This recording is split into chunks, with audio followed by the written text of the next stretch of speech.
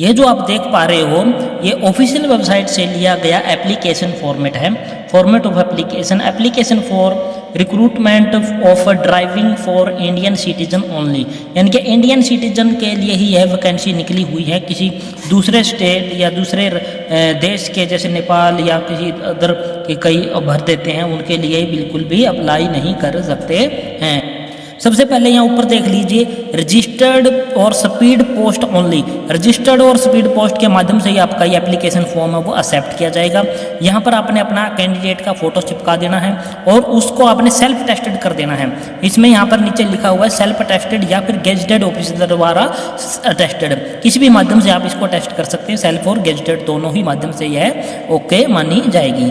इसके बाद आ जाता है पहले नंबर पर फुल नेम, कैपिटल ब्लॉक में आपने कैंडिडेट का नाम फिल कर देना है। दूसरे वाले में अपने फादर नेम है वो भी कैपिटल, जितना हो सके अपने एप्लीकेशन फॉर्म को कैपिटल लेटर में भरने की कोशिश करनी है, ताकि जो वहाँ पर आपकी स्क्रूटनी करेगा, आपकी एप्लीकेशन फॉर्म को देखेगा बंदा, तो आपको उसको आसानी से समझ में आ सके। इसके बाद आपका जो 3 नंबर पॉइंट है permanent address with pin code.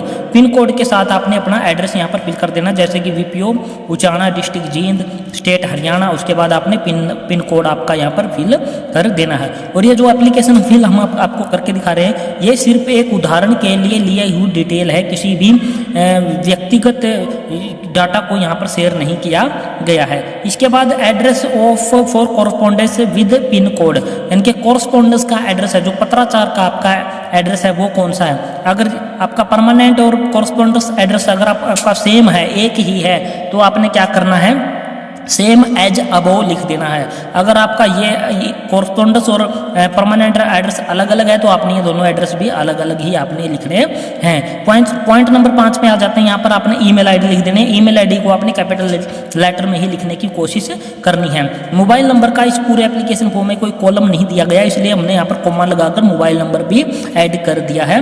इससे कोई फर्क नहीं पड़ने वाला है। इसके बाद आपने सिटीजनशिप या फिर नेशनलिटी आपने यहाँ पर इंडियन लिख देना है। इसके बाद का कॉलम आपका 7 है date of birth in figure और वर्ड, यानी कि आपने अंकों और शब्दों दोनों में ही आपने अपनी डेट ऑफ बर्थ है वो लिख देनी है। यहाँ पर आपने अंकों में लिख देनी है डेट, मंथ, ईयर, और इन वर्ड यानी कि जैसे कि 20th भी आप यहाँ पर लिख सकते हैं, 20 जून 2002 आपने इस प्रकार से यहाँ पर आपकी डेट ऑफ बर्थ को लिख देना है। एज पॉइंट नंबर 8 यहाँ पर ध्यान से देखने वाला होता है। एज ऑन क्लोजिंग डेट, यानी कि 14 मई 2024 इसकी जो है लास्ट डेट रहने वाली है एप्लीकेशन फॉर्म की। उस दिन आपकी एज और मंथ, आपकी साल और मंथ और दिनों में आपकी उम्र कितनी हो जाएगी वो आपने निकाल कर यहाँ पर फिल कर देनी है। उसको आपने कैसे निकालना है उसके लिए भी हमने आपके लिए एक उदाहरण पेश कर यहाँ पर कर रखा है। यहाँ पर देख लीजिए, ये आपकी देख लीजिए, इस प्रकार से आपने उसको निकालना होता है। सबसे पहले आपने ऊपर लिख देना है लास्ट डेट। जो आपकी लास्ट डेट होती है एप्लीकेशन फॉर्म की वो ऊपर लिख देनी है, और जो आपकी एक्चुअल डेट ऑफ बर्थ होती है वो आपने यहाँ पर नीचे लिख देनी है। यहाँ जब आपके छोटे पड़ जाते हैं और बड़े नीचे वाला बड़ा हो जाता है तो हम क्या करते हैं, यहाँ से शुरू करते हैं। हम यहाँ से शुरू करेंगे ईयर से। आपका जो 2024 है इसमें से एक ईयर को कम करेंगे तो इसका मतलब है कि यहाँ पर 12 महीने हैं, यहाँ पर चले जाएंगे और यहाँ पर आपका रह जाएगा 2023। यहाँ पर 12 महीने जब इसमें जुड़ जाएंगे तो ये हो जाएंगे 17 महीने। 17 महीने से जब हम एक माइनस करेंगे यानी कि 30 दिन यहाँ पर ऐड हो जाएंगे और यहाँ पर आपके हो जाएंगे 44 दिन। और यहाँ पर आपके 17 महीने हुए थे तो यहाँ पर एक माइनस हो गया तो यहाँ पर 16 महीने आपके रह जाते हैं। अब हम इसको आसानी से माइनस कर सकते हैं। यहाँ पर 2023 में से जब हम 2002 माइनस करेंगे तो आपके 21 साल रह जाएंगे, और 16 में से जब 6 महीने माइनस होंगे तो 10 महीने रह जाएंगे, और 44 दिन में से आप 20 दिन माइनस करोगे तो आपके 24 दिन आपके रह जाएंगे। तो आपके हो जाएंगे 21 ईयर्स 10 मंथ्स और 24 डेज, जो कि हमने यहाँ पर आपके लिए लिख दिए हैं। इस एप्लीकेशन फॉर्म में हमने इस प्रकार से यहाँ पर लिख देना है। इसके बाद का कॉलम आपका जो रिजर्वेशन कैटेगरी से संबंधित है, जिस भी कैटेगरी से आप संबंधित है उस पर आपने क्या करना है, यहाँ पर सिंपल टिक मार्क लगा देना है। जैसे कि यहाँ पर हम एससी वाले पर टिक मार्क लगा देते हैं, और टिक मार्क लगाया है तो आपने क्या करना है, उसका सर्टिफिकेट भी आपने यहाँ पर साथ में लगाना होगा, जो कि हमने इसका जो नोटिफिकेशन था उसमें भी आपको डिटेल में ये सारी जानकारी आपको दी थी। इसके बाद है इफ एक्स सर्विसमैन अगर आप हो तो यहाँ पर यस करके आपने लेंथ ऑफ सर्विस यानी कि ईयर, मंथ और डे आपने लिखनी है, और ट्रेड आपकी क्या थी वो लिख देनी है। अगर आप एक्स सर्विसमैन नहीं है तो आपने यहाँ पर क्या कर देना है, नो लिख देना है या फिर NA लिख देना और इनको आपने ऐसे डैश डैश करके खाली छोड़ देना है। इसके बाद आपका आ जाता है पॉइंट नंबर 11। पॉइंट नंबर 11 है डिटेल ऑफ एजुकेशनल क्वालिफिकेशन, यानी कि आपकी जो डिटेल 10th क्लास की है वो आपने यहाँ पर फिल करनी है। Name of school, government senior secondary school Uchana Jind, हमने यहाँ पर अपना स्कूल का नाम लिख दिया। पासिंग ईयर 2017 लिख दी। Name of university, name of university या फिर बोर्ड का भी नाम आप यहाँ पर लिख सकते हो। Board of school education Haryana, हमने अपना बोर्ड का नाम यहाँ पर लिख दिया है। इसी प्रकार आपने भी अपने संबंधित बोर्ड और स्कूल और पासिंग ईयर का आपने डिटेल आप यहाँ पर फिल कर देनी है। पॉइंट नंबर 12 पर आ जाते हैं। पॉइंट नंबर 12 में आपने issue of driving licence detail with validity, यानी कि लाइट मोटर व्हीकल और हैवी मोटर व्हीकल दोनों का आपने अलग अलग से यहाँ पर डिटेल फिल करनी है कि आपने हैवी जो आपका जो मोटर व्हीकल था वो आपका इशू डेट आपने यहाँ पर लिख देनी, वैलिडिटी उसकी वैलिडिटी कब तक है वो डेट यहाँ पर लिख देनी। इसी प्रकार से जो आपका लाइट मोटर व्हीकल है उसका भी आपने इशू डेट और उसकी वैलिडिटी डेट यहाँ पर आपने फिल कर देनी। ये सारी डिटेल हम सिर्फ और सिर्फ एक उदाहरण के तौर पर आपको फिल करके दिखा रहे हैं। यह कोई वैलिड डेट ऑफ या कुछ भी नहीं, डाटा वैलिड नहीं है, ये सिर्फ उदाहरण के लिए आपको एप्लीकेशन को फिल करके समझाने के लिए आपको फिल करके दिखाई जा रही है। पॉइंट नंबर 13 पे आ जाता है ड्राइविंग एक्सपीरियंस पीरियड, यानी कि आपने दोनों ही जो आपके एक्सपीरियंस है, जो दोनों ही लाइसेंस है, दोनों का ही एक्सपीरियंस आपके पास होना चाहिए, लाइट का भी और आपका जो है हैवी का भी।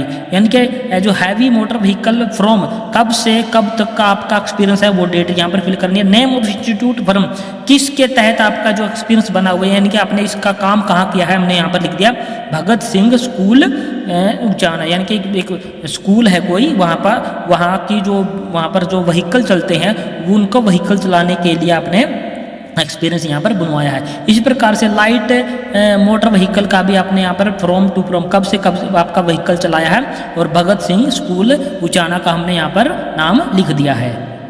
इसके बाद पॉइंट नंबर आपका आ जाता है point number 14, home guard service if, अगर आपके पास होम गार्ड की सर्विस है तो आपने यस करना, अदरवाइज इसको यहाँ पर आपने नो कर देना है और इनको आपने इस प्रकार से ब्लैंक ब्लैंक कर देना है। इसके बाद पॉइंट नंबर 5 है जो आपका, ये बहुत ही इंपॉर्टेंट है, आपने यहाँ पर प्रीफरेंस भरनी है, 4 प्रीफरेंस भरनी है आप, जहाँ पर आपकी जो पहली चॉइस है जो यहाँ पर आपने 4 प्रेफरेंस आपने कहाँ से फिल करनी है, जो आपका ऑफिशियल नोटिफिकेशन में ये पोस्टिंग यूनिट दे रखी थी इनमें से चूज करके आपने अपनी जो है अपनी प्रेफरेंस फिल कर देनी है। जैसे कि हमने यहाँ पर चारों की चारों है जो प्रेफरेंस अपनी फिल कर दी है।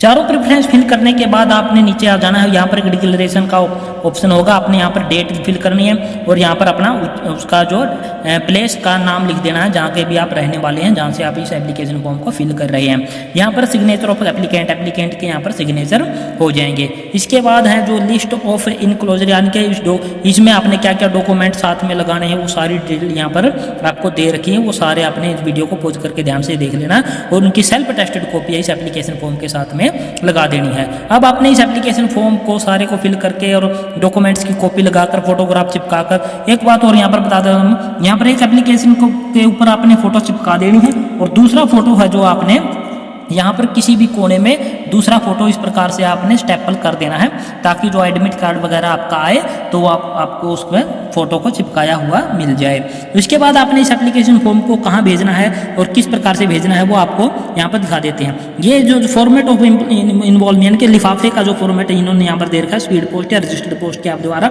आपने भेजना है। यहाँ पर application for the post of driver direct recruitment at MMS Bengaluru, इस प्रकार से आपने ऊपर लिखना है और इस प्रकार आपने टू लिखना है, यानी कि जिस एड्रेस पे आपने भेजना है वो लिखना है और फ्रॉम का मतलब है कि यहाँ पर कैंडिडेट का आपको एड्रेस फिल करना है। इस प्रकार से फिल करना, आपको फिल करके भी हमने यहाँ पर बना रखा आपके लिए, ये देख लीजिए इस प्रकार से फिल करना है। ये जो हमारे पास पहले से फॉर्मेट बना हुआ था, लेकिन आपने कोशिश करनी है कि ये टू वाला पोर्शन इस साइड आ जाए और ये फ्रॉम वाला पोर्शन आपका इस साइड आ जाए। आपने यहाँ पर पूरी डिटेल फिल कर देनी है, driver direct recruitment at MMS Bengaluru और यहाँ पर रजिस्टर्ड पोस्ट, जिस भी माध्यम से आप इस एप्लीकेशन को भेज रहे हैं या फिर स्पीड पोस्ट करवा रहे हैं तो यहाँ पर स्पीड पोस्ट लिख देना है और रजिस्ट्री करवा रहे हैं तो आपने रजिस्टर्ड पोस्ट लिख देना है और यहाँ पर आपकी category SC ST OBC general detail जो भी आपकी है वो लिख देनी है। यहाँ पर आपने एप्लीकेंट की डिटेल फिल कर देनी है, नाम, फादर नेम, विलेज, उसके जीन, डिस्ट्रिक्ट, उसका मोबाइल नंबर, और 2 यहाँ पर आपने वो एड्रेस लिख देना है जिस एड्रेस पर इस एप्लीकेशन को भेजना है। The manager mail motor service Bengaluru, और ये उसका पिन कोड आपके सामने यहाँ से आपने इसको उठा लेना है और यहाँ पर फिल कर देना है। इस प्रकार से आपने ये पूरा एप्लीकेशन फॉर्म फिल करना है और इस बंद करके लिफाफे में इस लिफाफे में आपने बंद करके इसको आपने इस एड्रेस पर भेज देना रजिस्टर्ड और स्पीड पोस्ट के माध्यम से।